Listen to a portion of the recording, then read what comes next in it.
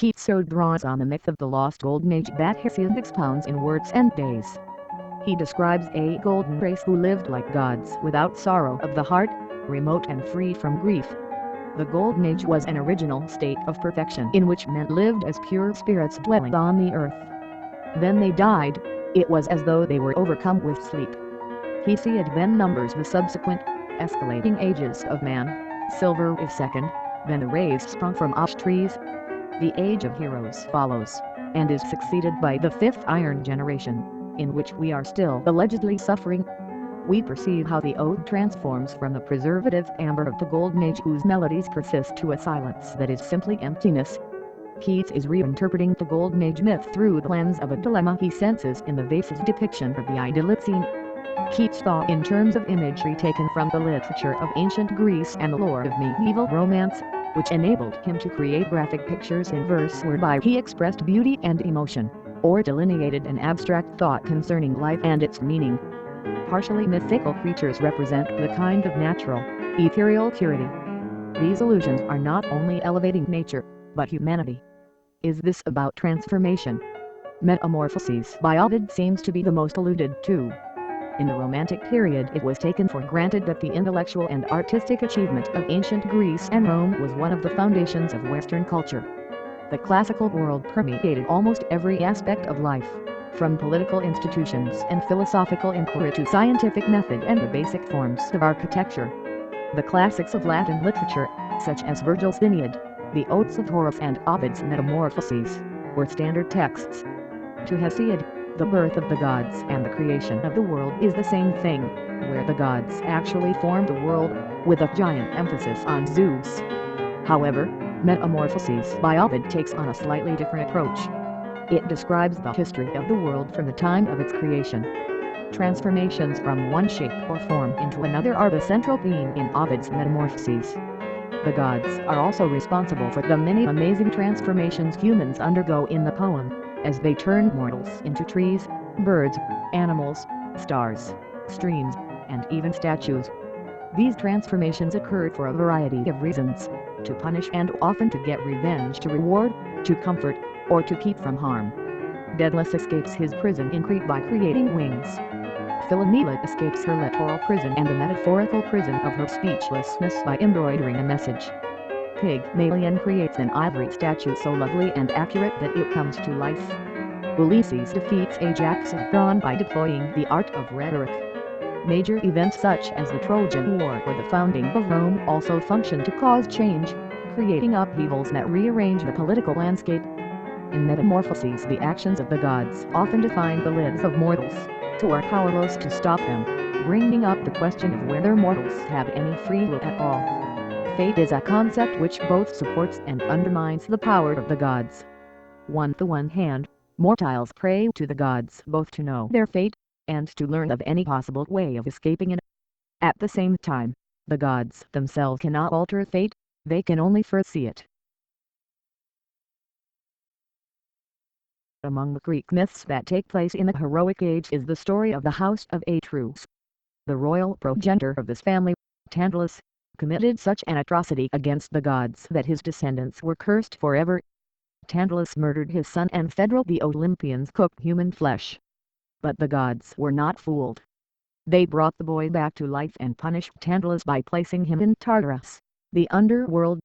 Atreus is derived from the Greek negative prefix a combined with Greek treo, meaning to fear, to dread, to flee from fear. In Greek mythology, Atreus was a king of Mycenae, the son of Pelops, and the father of Agamemnon and Menelaus.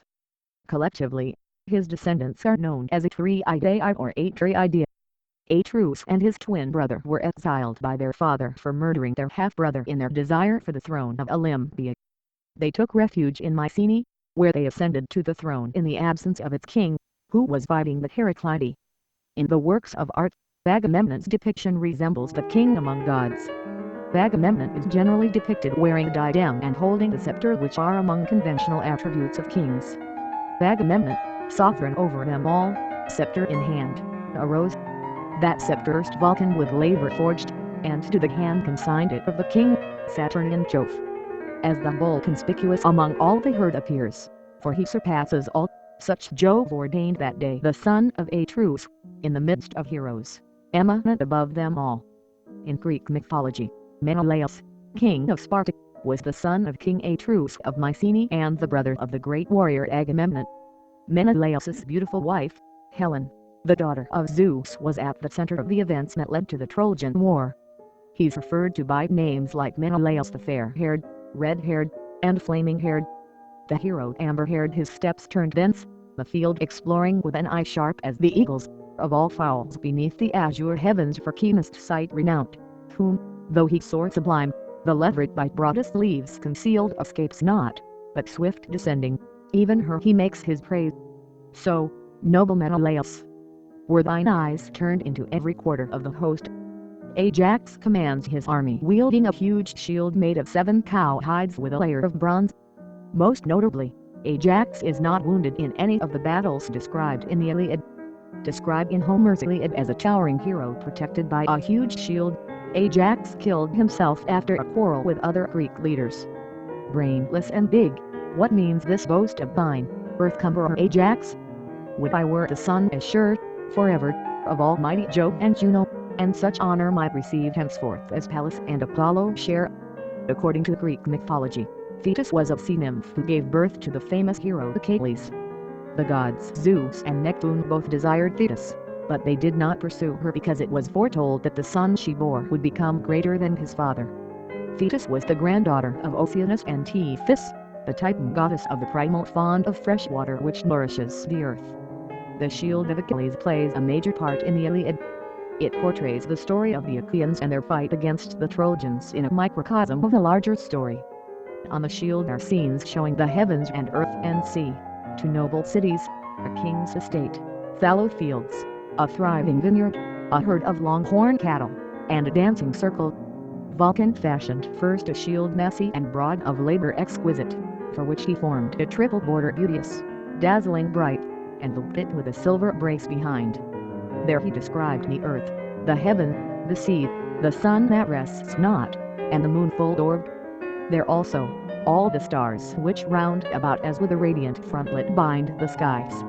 When thus the massy shield magnificent he had accomplished, for the hero next he forged, more ardent than the blaze of fire, the corselet, then, the ponderous helmet right well fitted to his brows, crested with gold, and with laborious art divine adorned. He also made him wreaths of molten tin. In ancient Greek culture, acting like a god was called hubris, and it was often severely punished, as in Icarus. Flying through the air definitely constituted hubris, since flight was supposed to be a strictly god's only activity. Watching from the ground, shepherds and plowmen even mistake Daedalus and Icarus for gods, since mortals had never before achieved flight. The story of Phaeton is one of the basic myths about the dangers of pride. The entire story is driven by the stubborn Phaeton and his overweening ambitions. Phaeton's pride drives him to take his father's sun chariot, going flagrantly against the gods' warnings. Phaeton ends up scorching the earth and falling to his death. In the story of Phaeton, we see one of Greek mythology's favorite themes, hubris. The war lingered for 9 years in a stalemate. Eventually, Olympus took notice and intervened. Athena and Hera, still harboring a grudge against Paris, came to the Greeks' aid along with Poseidon. Ares starts off the war on the Greek side with Athena, Hera, and Poseidon. However, later he changes sides. But Athena, who does most of the interfering, sends Diomedes, the Greek hero, after Aphrodite and her son Phineus. I, not seldom, in my father's hall have heard thee boasting, how when once the gods, with Juno, Neptune, Pallas at their head, conspired to bind the Thunderer, thou didst loose his bands. Then Athenian Pallas on the son of Tydeus, Diomed, new force conferred and daring courage, that the Argives all he might surpass, and deathless fame achieved. Fires on his helmet and his shield around she kindled. Pallas the spear herself directed, at his eye fast by the nose deep entering. The toils of war to Pallas and to Mars belong. Perceiving Pallas from the field withdrawn, patroness of the Greeks, had Mars enjoined to rouse the spirit of the Trojan host. Ah Pallas, progeny of Jove! Henceforth no longer, in the cause of mortal men, contend we against Jove. perish or let Grecians or Trojans as he was, let him dispose the order of his own concerns, and judge between them, as of right he may. The Greek heroes who are fighting, especially Ajax and Idomeneus, succeed with the help of Poseidon in repelling the Trojans. But at last Patroclus himself is slain by Hector with the help of Apollo. He is the primary divine protector of the Trojans and acts as a counterbalance to Athene and Poseidon. He also starts out as a protector of his priest, by inflicting with his bow a plague on the Achaeans for Agamemnon's impiety. Apollo, to advance the fame of Hector, flew Menoetius' noble son full flushed with victory. Opposed to Neptune, king of the vast deep, Apollo stood with his winged arrows armed. Yon chief, Phineus, dazzling bright in arms, goes to withstand Achilles, and he goes sent by Apollo. Tibu's son, brave Diomed, arose, he yoked the Trojan coursers by himself in battle from Aeneas won, what time Apollo saved their master.